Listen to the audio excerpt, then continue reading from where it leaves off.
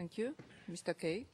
There's been a major showdown between the government of Kenya and the Office of the Prosecutor during the status conference in the case against President Uhuru Kenyatta at the ICC. Whereas the prosecution is accusing the government of failing to submit requested documents, the Attorney General insists that Kenya cannot violate its laws to heed its request. What would a diligent prosecutor intending a logical, lawful outcome have done? He would have said, having heard that, these are the 5 or 10 numbers that from the evidence we have, and he doesn't need to tell us who the witnesses are. We don't want to know. He will say to us, 000 number that, and that, and that, and that are numbers of interest to us, which is exactly what CCK is saying. Disclose numbers so we can search numbers. What does the prosecutor say? I will not disclose because it is a question of principle. What then transpires has been happening behind our back. The prosecutor and the defense have been already discussing and gone to the High Court of Kenya, and jointly were doing an investigation about phone records.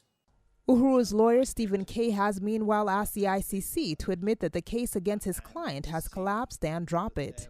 He says the prosecution already admitted it had no evidence against the president, but has been pushing Kenya to produce records that have no relevance to the charges made against him.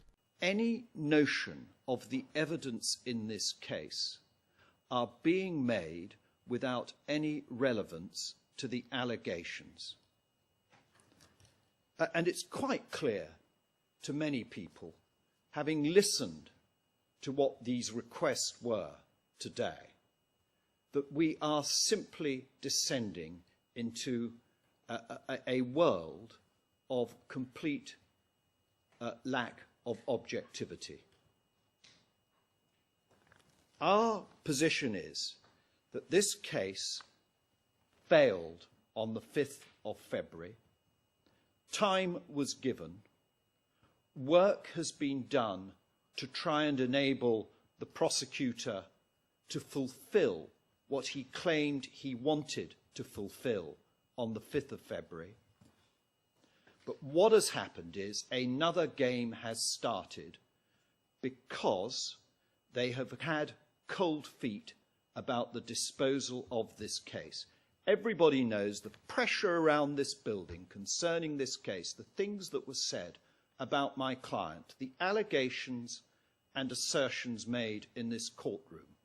However, the victim's legal representative, Fergal Gaynor, says Kenya should be reported to the UN Secretary Council for non-cooperation. The defense has been given up to July 16th to submit remaining records and the prosecution up to July 11th. All rise. We will be. I'm Angela Moirore for Capital TV.